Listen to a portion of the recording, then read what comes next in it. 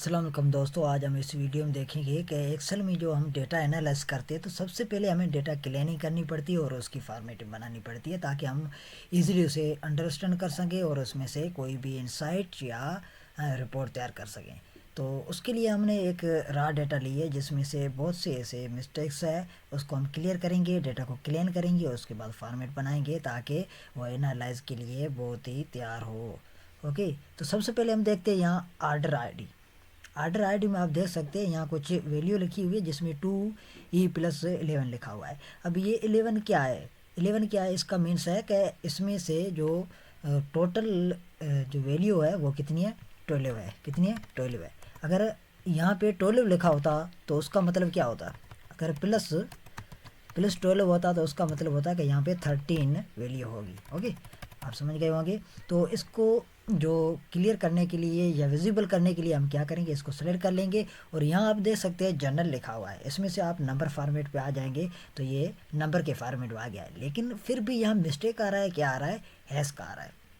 Hash का mistake क्या होता है, जब आपकी वैल्यू बड़ी होती है और आपका जो कॉलम है उसकी विड्थ छोटी होती है तो उसमें से ये ऐसे दिखाई देता है। इसको हम सेट कर लेते हैं, यहाँ पे आ जाएं और यहाँ पे आप ये प्लस वाली निशानी है इस पर डबल टैप करेंगे तो ये ऑटोमेटिकली सेट हो जाएगी। इसी तरीके से आप ऑर्डर आईडी को भी डबल टैप करके सेट कर सकते हैं और यहाँ आप देख सकते हैं अमाउंट वाले, इसको भी डबल टैप करके सेट कर सकते हैं, ये वैल्यू आपकी सेट होगी। लेकिन यहाँ एक प्रॉब्लम है कि इस नंबर से जो आगे जो डेसिमल आ रहा है हमें ये नहीं चाहिए, तो आप इसको यहाँ पे डिक्रीज कर सकते हैं।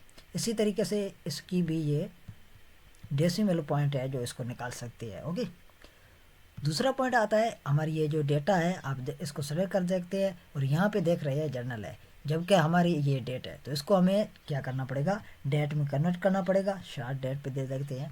ओके, यहाँ तक क्लियर हो गया है। मैं हमने क्या किया है, ऑर्डर आईडी को कम्प्लीटली क्लियर बना ली है, ऑर्डर डेट भी सेट कर ली है और कस्टमर जो आईडी है इसको थोड़ा ज़्यादा करके देख लेते हैं, कस्टमर आईडी भी क्लियर है। आगे आप देख सकते हैं एड्रेस। ओके, एड्रेस को सेट करने से पहले हम देखते हैं कि यहाँ पे कुछ कॉलम जो रोज होते हैं वो इंसर्ट है, इसमें कोई डेटा नहीं है, ब्लैंक है। तो हम इसको डिलीट कैसे कर सकते हैं, डिलीट करने के लिए अगर आप एक एक करके डिलीट करेंगे आपकी डेटा बड़ी होगी तो आपको बहुत टाइम वेस्ट होगा। उसके लिए आपको क्या करना है, सबसे पहले सारी टेबल को सेलेक्ट कर लेनी है। ओके, इस टेबल को हम सेलेक्ट कर लेते हैं और यहाँ पे हम देते हैं Ctrl+T और टेबल बना लेते हैं। ओके, टेबल बना लिए। अब हम क्या करते हैं, किसी भी रो में जाके यहाँ पे हम अनसेलेक्ट कर लेते हैं और ब्लैंक जो है इसी वैल्यू को सेलेक्ट कर लेते हैं। तो हमारी टेबल में सारी ब्लैंक वैल्यू जो है वो सेलेक्ट हो गई है। इसको हम क्या करेंगे, डिलीट कर लेंगे इंटायर शीट को और फिर से हम फिल्टर जो है इसको हटा लेंगे और यहाँ पे सेलेक्ट ऑल वैल्यू कर लेंगे तो हमारे पास ये सारी वैल्यू आ गई है। ओके, अब हम क्या करते हैं, यहाँ पे आते हैं एड्रेस में।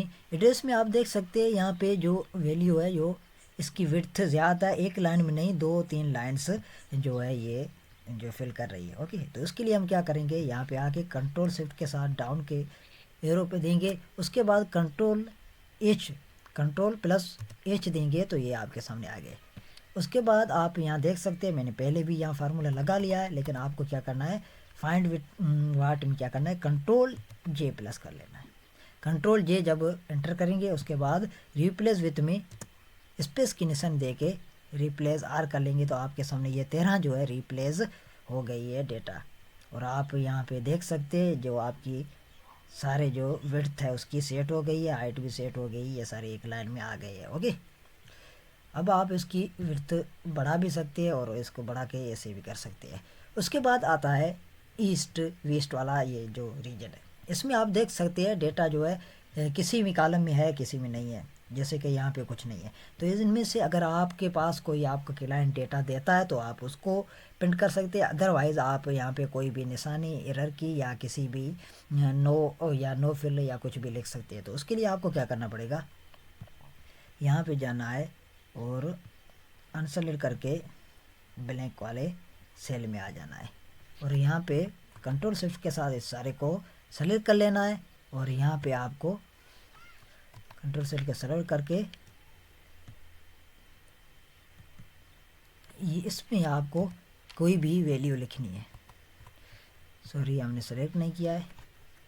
सबसे पहले हम इसको कंट्रोल शिफ्ट के साथ सेलेक्ट कर लेते हैं और यहाँ पे हम लिखते हैं एन ए लिख लेते हैं। ओके, कंट्रोल के साथ एंटर करेंगे तो ये सारी वैल्यू आपके सामने आ गई है। जो भी ब्लैंक वैल्यू थी उसमें से एन ए लिख के आ गया है।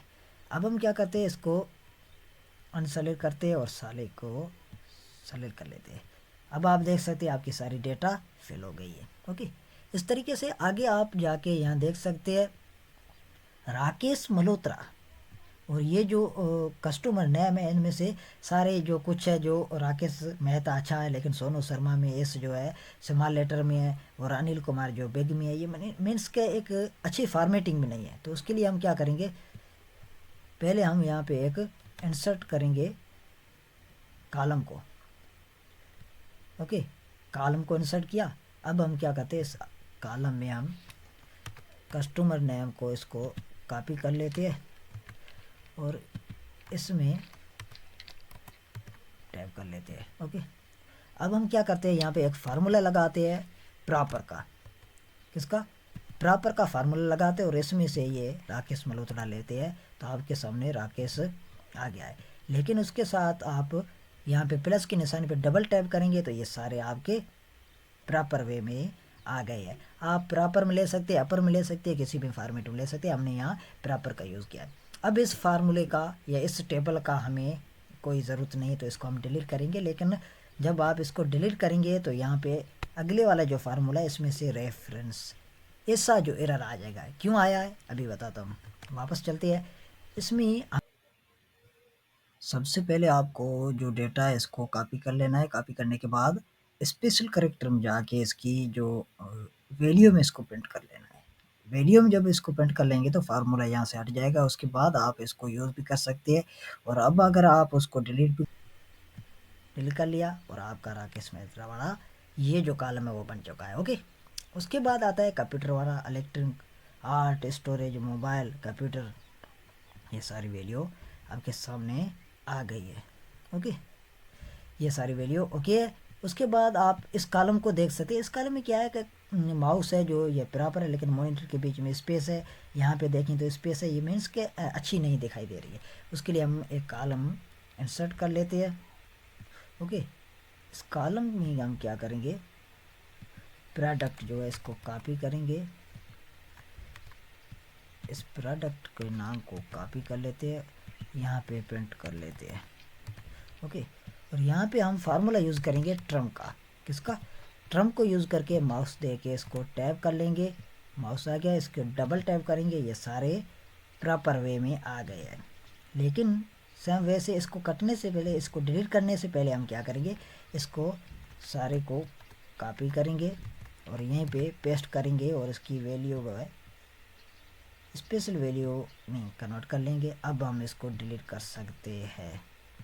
ओके, डिलीट कर लिया है और ये अच्छी तरीके से दिखाई दे रहा है। अब ये सारे जो है अच्छी तरीके से हो गए हैं और ये हमारा क्वांटिटी, प्राइस सारा ओके है। लेकिन वैल्यू में, अमाउंट में आप देखेंगे तो कुछ कुछ वैल्यू ऐसी है जिसमें से ये जो है वैल्यू नहीं दिखाई दे रही है। क्यों नहीं दिखाई दे रही? क्योंकि यहाँ पे जो भी इसने इससे कैलकुलेट किया है तो वर्डिंग से या टेक्स्ट से ये नहीं कर सकता है, उसके लिए ये आ रहा है। इसको हम सोल्व करने के लिए क्या करेंगे, यहाँ पे फार्मूला लगाएंगे इफ़ एरर का यूज़ करेंगे और यहाँ पे हम लगाएंगे और यहाँ पे देंगे ब्लैंक छोड़ दें या फिर नहीं, नॉट वैल्यू लगा के ओके कर लेंगे। ओके, अब हम इसको डबल टैप करेंगे तो जहाँ जहाँ भी हमारी वैल्यू नहीं थी वहाँ पे नॉट वैल्यू लिख के आ गया है। अब हम क्या करेंगे, यहाँ पे देख लें कस्टमर आईडी है। अब आप जानते हैं आईडी जो भी होगी वो यूनिक होगी। तो हम देखते हैं डुप्लीकेट अगर कोई आईडी है तो उसको क्या कर ले, ये डिलीट कर ले। तो उसके लिए हम क्या करते हैं, यहाँ पे आ जाते हैं, यहाँ पे डेटा पे आ जाते हैं, डुप्लीकेट वैल्यू पे आ जाते हैं, क्लियर डुप्लीकेट पे देंगे।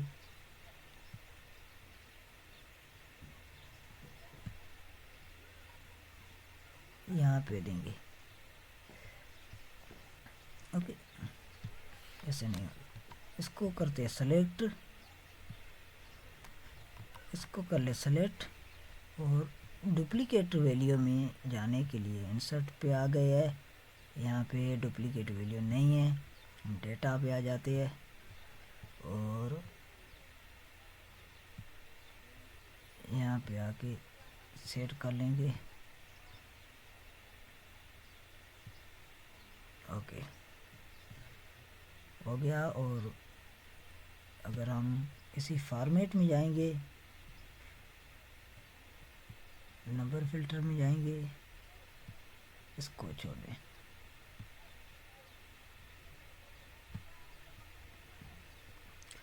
अगर कॉलम में कोई भी वैल्यू डुप्लीकेट है तो हाईलाइट कर दें, फेच यूनिक वैल्यू पे दे दें और यहाँ पे हम सेलेक्ट कर लें। लेकिन यहाँ पे हमारा जो वर्जन नहीं है उसके लिए ये थोड़ा बहुत दे देगा।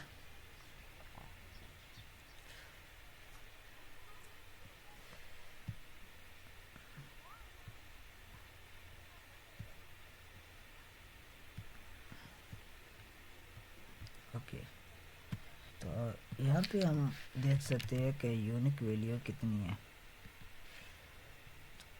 उसके लिए हम यहाँ को सेलेक्ट कर लेते हैं और इसमें से इसने हाईलाइट करके दे दिया है कि यूनिक वैल्यू कौन सी है।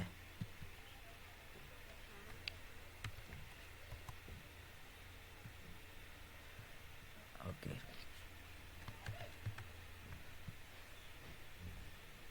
अब हम क्या करेंगे, ये जो कॉलम में इसकी कोई डेटा नहीं है तो इसको हम डिलीट कर लेंगे।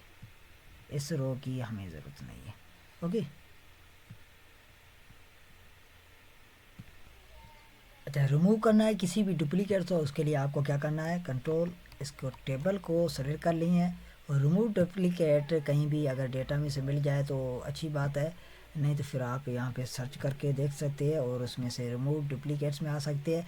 सेलेक्ट सारा नहीं करना है, हमें सिर्फ ऑर्डर आईडी जो इसके जो डुप्लीकेट्स है उसको चेक करना है, उसको रिमूव देंगे। तो यहाँ कह रहा है कि no duplicates are found, means क्या इस डेटा में सब कोई डुप्लीकेट्स नहीं है, आपकी डेटा बिल्कुल ही क्लीन और अच्छी है एनालाइज करने के लिए। अब आप इस डेटा में से बिल्कुल ही ईजिली एनालाइज कर सकते हैं, आपको कोई भी एरर नहीं आ सकेगा। आप डिस्क्रिप्टिव एनालाइज कर सकते हैं, स्टैटिक्स जो एनालिसिस फंक्शन है उसको भी यूज़ कर सकते हैं, आप कोई भी इनसाइट निकाल सकते हैं इस डेटा से।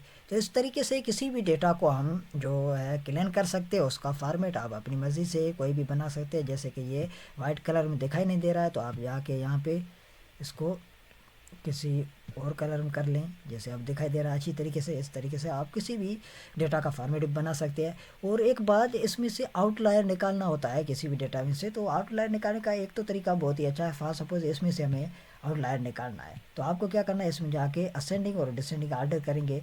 अब ये असेंडिंग हो गया, आप डिसेंडिंग आर्डर करेंगे तो आप देखेंगे कि नीचे वाली जो डेटा है वो सारी 6 है, 8 है, 9 है, लेकिन ये 45 जो है 45 है जो इससे अलग हो रही है, ये आउटलायर है। आप इसको रिमूव कर सकते हैं या किसी भी मैन या एवरेज निकालने वक्त आप इसको माइंड में रख सकते हैं जैसे कि ये आउटलायर है।